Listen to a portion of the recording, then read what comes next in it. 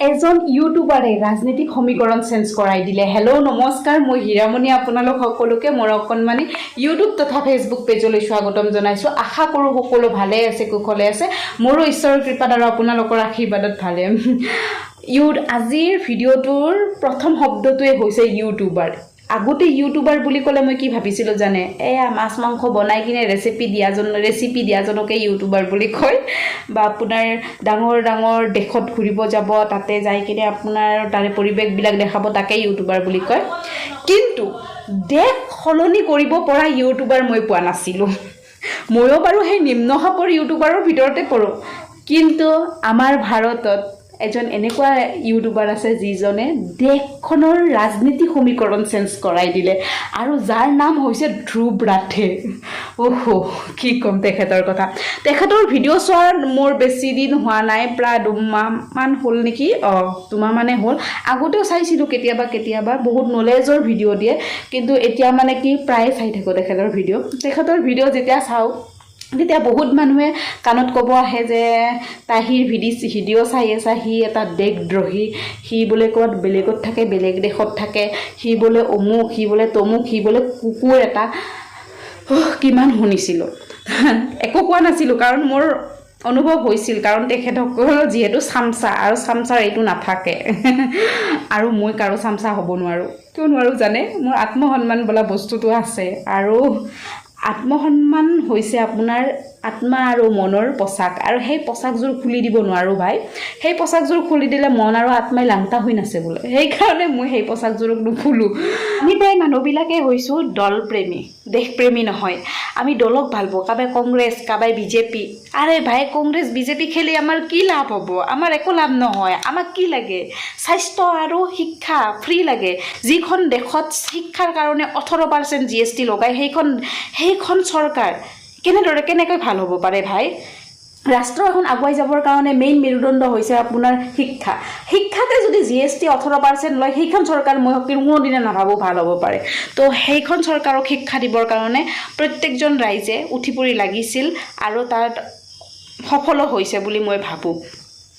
Dhruv ৰাঠে detector বুলি এটা video' বনালে, ইমান কি ক'ম, একদম পূৰা মনত সোমাই যোৱাকৈ, আৰু এনেকুৱা পইণ্ট দিলে না, আপুনি সেই পইণ্টক কোনো মানে নস্যাৎ কৰিব নোৱাৰে মানে।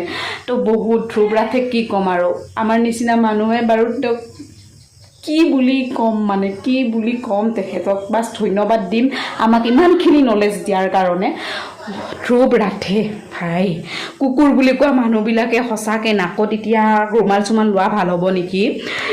দেশৰ ৰাজনৈতিক সমীকৰণ ৰাজনৈতিক নেতাসকলে চেঞ্জ কৰা দেখিছিলোঁ, কিন্তু ইউটিউবাৰেও যে ৰাজনৈতিক সমীকৰণ চেঞ্জ কৰিব পাৰে, মই সপোনতো ভবা নাছিলোঁ। মই আমাৰ কৈছিলোঁ যে ধ্ৰুৱ ৰাঠে হয়, ইমান দুশ্মনী এনে ল'লেও চোৱাচোন, সি কিমান গালি দি আছে, আৰু সি কিমান সিয়াক ট্ৰল কৰি আছে, তথাপিতো সি ভিডিঅ' বনাব এৰা নাই। সঁচাকৈ কোনোবা আৰু কিবা কৰি দিব ভাই, অলপো ভয় নাই নেকি, এনেকৈ কৈছিলোঁ। এনেওতো বিজেপিয়ে জিকিব, এনেকৈ কৈছিলোঁ। সঁচাকৈ ভাবিছিলোঁ, কিন্তু এইবাৰ বিজেপি মানে যেনেকৈ মানে প্ৰচাৰ চলি আছে, ইজবাৰ 400 পাৰ, সঁচাকৈ কৈছোঁ। মই ভাবিছিলোঁ মানে কি 400 পাবই মানে, কিন্তু মই নিজে ভুল হৈ গ'লোঁ। ভুল চাবিত কৰি দিলে মানে ধ্ৰুৱ ৰাঠে। চাওক, মনত সাহস বিশ্বাস থাকিলে কি কৰিব নোৱাৰে মানুহে ভাই, কি কৰিব নোৱাৰে। এজন মানুহ চেঞ্জ কৰাই দিছে, বিশেষকৈ ইউথ জেনেৰেশ্যনক চেঞ্জ কৰাই দিলে তেওঁ, ধ্ৰুৱ ৰাঠে ভাই। ইউটিউবৰ মই ভাবোঁ এতিয়া গুগল যেতিয়া থাকিব তেতিয়ালৈকে ধ্ৰুৱ ৰাঠেৰ নাম থাকিব, আৰু ধ্ৰুৱ ৰাঠে যে এটা ইমান নলেজ থকা ব্যক্তি, সদায় মানে কি প্ৰমাণ হিচাপে থাকি যাব মানে গুগল থকাকলৈকে। তো মই এটা কথাই ক'ম যে আমাৰ গণতন্ত্ৰত ৰাইজৰ জয় হ'ল। গণতন্ত্ৰ মানে হৈছে ৰাইজে ৰজা, তো ৰাইজৰ জয় হ'ল, আৰু স্বেচ্ছাচাৰীৰ পৰাজয় হ'ল। স্বেচ্ছাচাৰীসকলে ভাবি আছিল যে তেখেতসকলে বহুত কিবা কিবি কৰিব পাৰিব, কিন্তু নোৱাৰিলে, কাৰণ এইবাৰ অপজিশ্যন পাৰ্টি ষ্ট্ৰং হ'ল, আৰু অপজিশ্যন পাৰ্টি যেতিয়া ষ্ট্ৰং হ'ব তেতিয়া ৰাইজৰ সদায় ভাল ভাই, ৰাইজৰ সদায় ভাল। কাৰণ কিয়, অপজিশ্যন পাৰ্টিয়ে চৰকাৰৰ প্ৰতিটো কামত একদম তীখা নজৰ ৰাখিব পাৰিব, আৰু তেতিয়া আমাৰ কাৰণে ভাল হ'ব আমি থৰি না সংসদত যাব পাৰিম আমাৰ কথাখিনি ৰাখিবৰ কাৰণে আমি একোটা চাকৰ ৰাখিছোঁ সিহঁতে ৰাখিব লাগিব ন তো সেইটো কাম কৰিব অপজিশ্যন পাৰ্টিয়ে তো খুব হেপী মই মানে খুব হেপী কাৰণ কিয় ৰাইজৰ কিবা এটা ভাল হ'ব আৰু ৰাইজৰ কাৰণে মানে কি দুখীয়া নিচলীয়া মানুহৰ কাৰণে মানে কি যি টি আইন আনিব নোৱাৰিব এইবাৰ মানে কি ডাঙৰ মানুহৰ কথা ভাবিলেও নহ'ব এইবাৰ চৰকাৰে কিন্তু দুখীয়াৰ কথাও ভাবিব তো সেইকাৰণে খুব ভাল লাগিছে আৰু কি ক'ম বাকী কি ক'ম আৰু বাকী এটাই কথা মানে কি ৰাইজৰ জয় হ'ল ভগৱানে চালে আৰু মুখ দাঙি আমাৰ নিচিনা দুখীয়া মানুহক কিবা এটা ভাল হ'ব বুলি ভাবিছোঁ এইবাৰ চৰকাৰখনে বিজেপি NDA হ'ল চৰকাৰ তো NDA আমাৰ কাৰণে কিবা ভাল কাম কৰিব আৰু নেক্সট যদি ভাল কাম কৰে নিশ্চয় আমি NDAক নিশ্চয়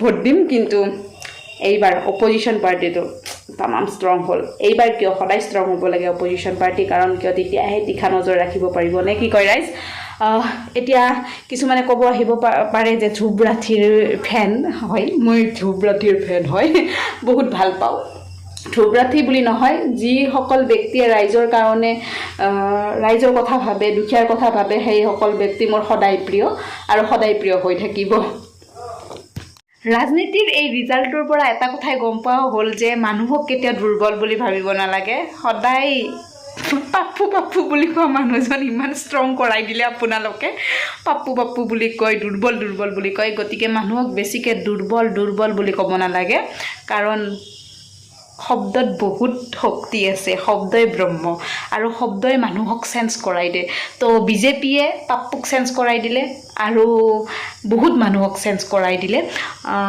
আপোনাৰ ধ্ৰুৱ ৰাঠেতো এইফালেতো ধ্ৰুৱ ৰাঠেই তেখেততো বেলেগ বস্তু ভাই ইউটিউবাৰ বুলি ক'লে আগতে ভাবিছিলোঁ আপোনাৰ সস্তীয়া একোজন মানুহ কিন্তু ধ্ৰুৱ ৰাঠেক কোনো কিনিব নোৱাৰিলে আজিলৈ আহিছোঁ নমস্কাৰ